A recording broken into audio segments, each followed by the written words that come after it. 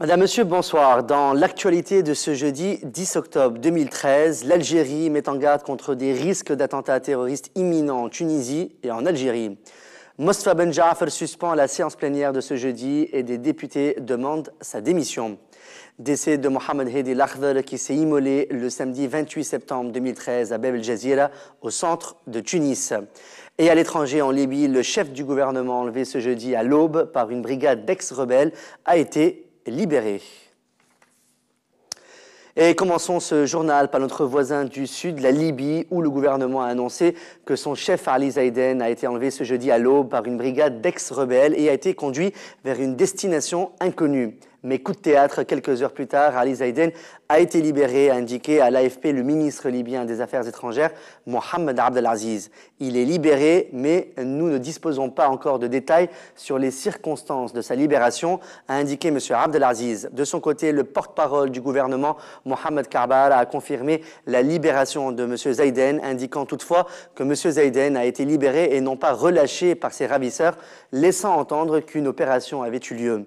Signalons d'autre part que le journaliste libyen Hassan Bakouche a déclaré depuis Rome à la chaîne El Arabiya que des informations circulent affirmant l'enlèvement du ministre des Finances libyen Kileni Hijazi.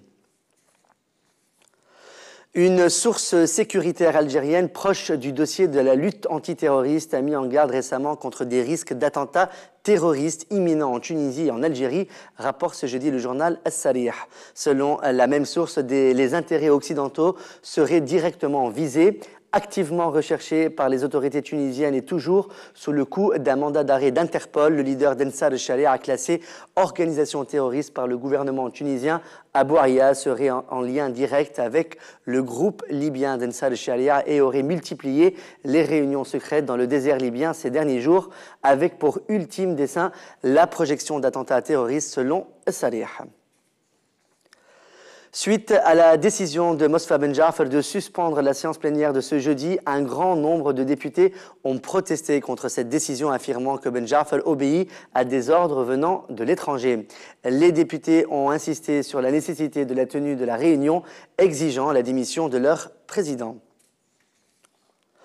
Le fonctionnaire Mohamed Hedi Lakhdar, qui avait prêté main forte à son frère vendeur ambulant qui s'est immolé après avoir mis le feu dans une voiture de police le samedi 28 septembre 2013 à Bab el Jazira lors de la descente des agents de l'ordre et la saisie de marchandises, est décédé dans la nuit de mercredi à jeudi 10 octobre 2013 au centre de traumatologie et des grands blessés à Ben Arous.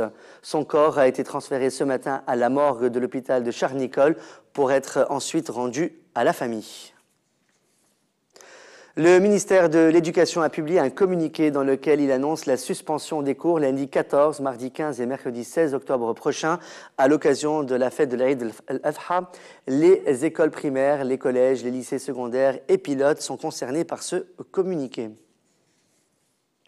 Dans un communiqué datant d'hier, mercredi, le bureau régional de Nahda de Sfax s'est exprimé sur l'arrestation d'Ahmed Louz, soupçonné d'avoir projeté pour des attentats terroristes et présumé proche par des liens de parenté avec le faucon de Nahda, Habib Louz. Le bureau de Nahda affirme que le présumé coupable est membre de Nahda depuis 2011, mais qu'il n'a pas renouvelé sa carte d'adhésion, indique le communiqué. En outre, le bureau régional de Nahda de Sfax nie toute filiation entre Ahmed Louz et Habib Louz. Toutefois, le bureau régional du mouvement islamiste apporte son soutien infaillible à Ahmed Louz et souligne que sa page Facebook a été récemment piratée dans le but d'inclure sciemment une conversation téléphonique tronquée. Habib Aloueti, directrice générale des études et de la législation fiscale au ministère des Finances, a confirmé dans une déclaration à Mosaïque FM ce mercredi l'information sur l'annulation de l'augmentation de 25% du prix de la vignette automobile qui figurait dans la première version du projet du budget 2014.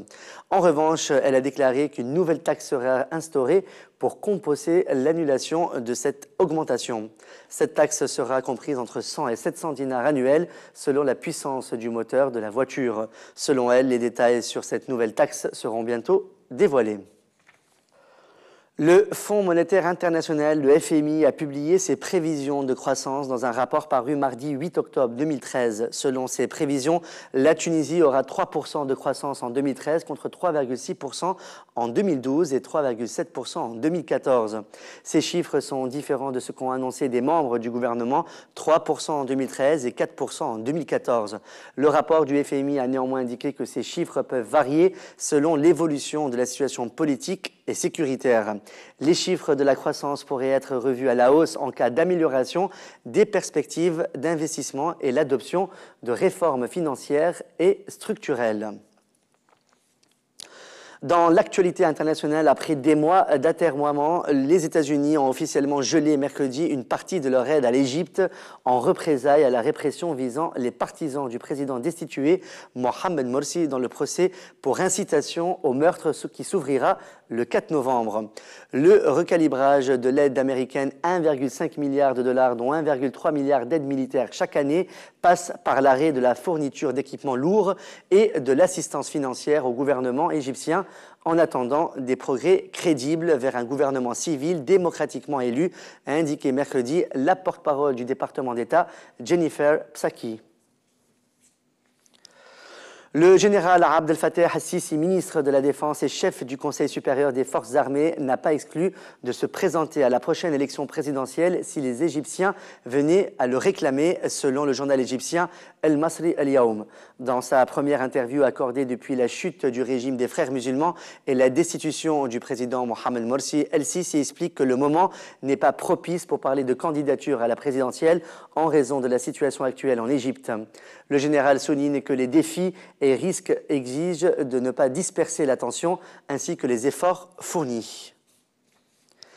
Barack Obama a lancé mercredi, donc hier, une série de consultations avec les parlementaires du Congrès pour tenter de sortir les États-Unis de la paralysie politique menaçant de les condamner au défaut de paiement sous une dizaine de jours. Les 200 élus démocrates à la Chambre des représentants ont été conviés à la Maison-Blanche dans l'après-midi d'hier. Jeudi, c'est-à-dire aujourd'hui, ce sera au tour de leurs homologues sénateurs et les représentants républicains de rencontrer séparément le président américain, lui-même démocrate. Barack Obama a nommé hier, mercredi, Janet Yellen à la présidence de la Réserve fédérale des États-Unis, un choix accueilli avec soulagement par les marchés financiers qui l'interprètent comme la promesse d'une réduction en douceur du soutien de la Fed à l'économie. Cette nomination, qui devrait être validée sans grande difficulté par le Sénat, fera de Janet Yellen, 67 ans, la première femme à diriger la plus puissante banque centrale du monde après le départ prévu le 31 janvier de l'actuel président Ben Bernanke et qui est en poste depuis 2006. Économiste actuellement vice-présidente de l'institution, Janet Yellen est réputée partisane d'une politique volontariste de soutien à l'économie par le biais de taux d'intérêt bas et d'achats à grande échelle sur les marchés obligataires. Et on termine avec une touche de littérature. L'écrivaine canadienne anglophone Alice Munro s'est vue décerner ce jeudi 10 octobre le prix Nobel de littérature par l'Académie royale des sciences de Suède. Alice Munro, née en 1931 dans l'Ontario, est essentiellement connue pour ses nouvelles sur le thème du Canada contemporain. Elle est chevalier de l'Ordre des Arts et des Lettres depuis 2010. C'est la fin de ce journal. Merci de votre fidélité. On se retrouve demain soir pour une nouvelle édition. Merci. À demain soir.